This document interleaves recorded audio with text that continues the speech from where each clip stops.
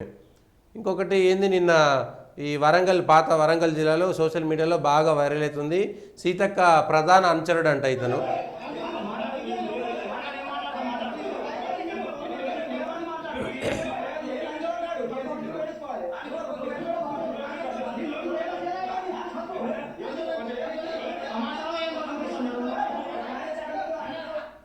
సీతక్క ప్రధాన అనుచరుడు శ్రీనివాసరెడ్డి అంట. పూర్తి స్థాయి కన్ఫర్మేషన్ కాలే కానీ సోషల్ మీడియాలో బాగా వైరల్ అవుతుంది. ఇసుక లోడ్ చేపిస్తా అని చెప్పేసి అందరి దగ్గర డబ్బులు తీసుకొని ఇసుక లోడ్ చేయకపోవడంతో లారీ డ్రైవర్లంతా తిరగబడ్డారు. మాకు డబ్బులు తీసుకున్నావు, ఇసుక లోడ్ చేపిస్తా అన్నావు, కానీ ఇప్పుడు మాత్రం ఇసుకలు ఎందుకు లోడ్ చేపించట్లేదని చెప్పేసి వాళ్ళు ధర్నా, వాళ్ళు తిరగబడడం.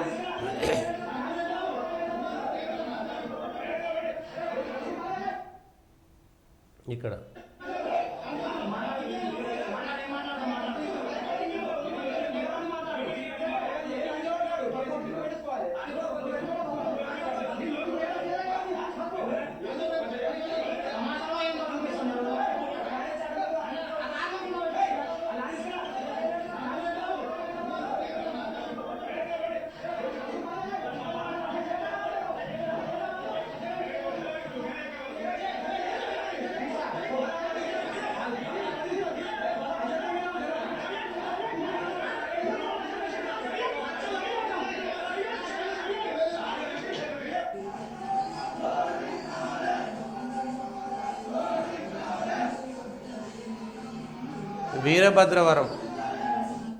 వీరభద్రవరంలో లోడింగ్ చేపిస్తా అని చెప్పేసి డబ్బులు తీసుకొని ఎవరు అధికారంలో ఉంటే వాళ్ళు అక్కడ ఉండేటువంటి ఇసుక అమ్ముకోవడం, మట్టి అమ్ముకోవడం, మొరం అమ్ముకోవడం, కాంట్రాక్టులు, ఇవే ఎవరు అధికారంలో ఉన్నా సరే వాళ్ళ అనుచరులు చేసేటువంటి గ్రామాలలో ఇదే పని.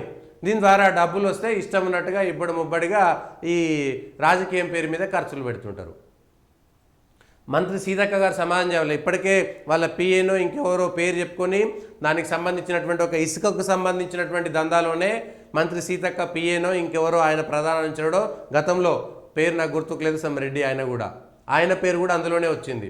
ఆయనే పోలీసులను కూడా మేనేజ్ చేయడానికి చేసిండు అని బాగా ఆయన మీద కేసు కూడా అయింది. సీతక్క ఆయన తొలగించినారు. ఇప్పుడు ఈ శ్రీనివాసరెడ్డి మీ అనుచరుడా కాదా? ఆ వీరభద్రవరం సంబంధించినటువంటి లోడింగ్లో ఆయన హస్తం ఉందా లేదా? డబ్బులు తీసుకున్నాడా లేదా? ఇసుక అది మైనింగ్ రూల్స్ ప్రకారమే జరిగిందా లేదా? ఇవన్నిటిపైన విచారణ చేయండి.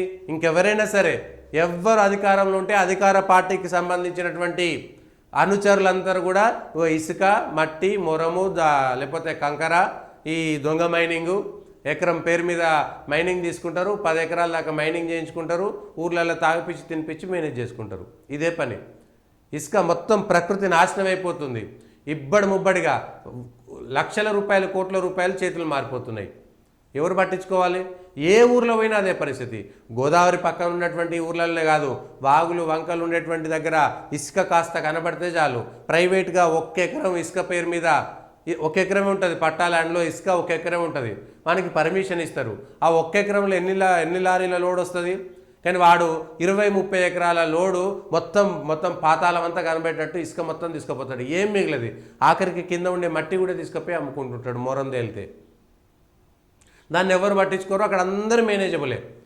అందరూ అధికారులు, డిపార్ట్మెంటు, రెవెన్యూ అందరికీ డబ్బులు ముడతాయి అందులో. ఎవరు పోయినా, ప్రతి ఒక్కరు ఏ గ్రామానికి పోయినా ఇదే ఉంటుంది. పోలీస్ ఆఫీసర్లు, రెవెన్యూ ఆఫీసర్లు, తహసీల్దార్లు, లేకపోతే అక్కడ ఉండేటువంటి గ్రామానికి సంబంధించినటువంటి అన్ని పార్టీల లీడర్లు. మళ్ళా ఇప్పుడు ఇవాళ నిన్నటిదాకా టీఆర్ఎస్ అధికారంలో ఉంది కదా, టీఆర్ఎస్ వాళ్ళు దొంగ ఇసుక అమ్ముకుంటారు. అక్కడ ఉన్నటువంటి ప్రతిపక్ష నాయకులందరికీ 4 డబ్బులు పంపించేస్తారు, వాళ్ళు మాట్లాడరు. ఇవాళ కాంగ్రెస్ అధికారంలో ఉంది కదా, ఇప్పుడు మిగిలిన ప్రతిపక్షాలకు డబ్బులు పంపించేస్తారు, వాళ్ళకు మేనేజ్ అయిపోతారు. ఇది చాలా గ్రామాల్లో ఇదే కనబడుతుంది. ఎక్కడ ఇసుక అవైలబుల్ ఉంటే అక్కడ ఇసుక దగ్గర మొత్తం ఇదే దందా. అందరూ సిండికేట్ అయిపోతారు. ఈడ పార్టీ ఉండదు, కొట్లాట ఉండదు, ఏముండదు. పైసలు వచ్చేస్తాయి. ఎవడు అధికారం ఉంటే వాడు మేనేజ్ చేస్తుంటాడు. డిపార్ట్మెంట్లు అన్నింటినీ మేనేజ్ చేస్తుంటారు. చూసి చూడనట్టు ఎప్పుడో ఒకసారి ఒక ట్రాక్టర్ను పట్టుకున్నామని కేసు నమోదు చేయడం కోసం ఏదో ఒక ట్రాక్టర్ మీద కేసు పెడతారు, ఒక లారీ మీద కేసు పెడతారు, అయిపోతుంది, కథం. నేరెళ్ళ ఇసుక దందా కానుంచి మొదలు పెడితే ఇక్కడ దాకా ప్రతిదీ అఫీషియల్గా మైనింగ్ ఇసుకకు సంబంధించి పూర్తిగా ఇసుకకు సంబంధించి ఎక్కడైతే కేటాయింపులు జరుగుతాయో కేటాయింపులకు గాను 1% కాదు 100కు 200% ఎంక్రోచ్మెంట్ అవుతుంది. 1 ఎకరానికి మాత్రమే పర్మిషన్ తీసుకొని 10 ఎకరాలు 20 ఎకరాల పాటు ఇసుక, ఇంకో 20 ఏళ్ళు 30 ఏళ్ళు అయిపోతే అసలు వాగులు కనబడే, ఇసుక కనబడది, మొత్తం ప్రకృతి నాశనం అయిపోతుంది. ఇప్పటికే వానలు సకాలంలో పడతలేవు, ఇవైతలేవు అంటే ప్రకృతిని నాశనం చేస్తుంది మనమే. ఇబ్బడి ముబ్బడిగా ఇసుక దందాలకు సంబంధించి ఈ విషయంలో సీతక్క గారు సమాధానం చెప్పాలి. మీ ప్రధాన అనుచరుడా కాదా, కాకపోతే ఎవరు ఏంటి అనేటువంటి సమాధానం చెప్పాలి. నాకు సంబంధం లేకపోయినా మా మీద ఆరోపణలు చేసిరా, అది చేసిరా, ఆయనకు నాకు సంబంధం లేదంటే మొత్తం సోషల్ మీడియాలో వైరల్ అయిపోతున్నది. వీళ్ళు ధర్నా చేయడం అయితే వీడియోలో కనబడుతున్నది. ఆయన కాంగ్రెస్ పార్టీ నాయకుడా కాదా, ఆయన కాంగ్రెస్ పార్టీ నాయకుడే అయితే మీకు అనుచరుడా కాదా, మీకు కాకపోతే ఆయన అనుచరుడు కాదు, కాంగ్రెస్ పార్టీ అయితే కాంగ్రెస్ పార్టీ నుంచి సస్పెండ్ చేస్తున్నాం, మా పార్టీకి సంబంధం లేనటువంటి ఒక మాట చెప్పండి. ఇవాళ చెరువులను కాపాడుతామని చెప్పి లేక్ సందర్భంగా హైడ్రా పేరు మీద హైదరాబాద్లో ఉన్నటువంటి చెరువులను కాపాడుతున్నారు కదా. హైదరాబాద్లో ఉన్నటువంటి చుట్టుపక్కల అక్రమ కట్టడాలను కూలగొడతామని చెప్తున్నటువంటి రాష్ట్ర ప్రభుత్వము ఇట్లా అక్రమ దందా చేస్తున్నటువంటి ఇసుక వ్యాపారులను, అక్రమంగా ఇసుక తరలిస్తున్నటువంటి వారిని, ఆఖరికి ఏ ఊర్లలో అయితే వాగులు ఉంటాయో, ఎక్కడైతే ఇసుక దొరుకుతుందో, ఇంకొక 10 సంవత్సరాలు అయిపోతే ఆ ఊర్లల్లో ఎక్కడైతే వాగు ఉందో ఆ ఊర్లో ఇండ్లు కట్టుకోవాలంటే ఇసుక దొరకని పరిస్థితి, ఆ సొంతం అదే ఊరోడు ఇసుక కొనుక్కోవాల్సినటువంటి పరిస్థితి. మరి చెరువులు కాపాడుతున్నాము అని చెప్పేటువంటి సర్కారు ఇట్లా వాగులను కూడా కాపాడండి.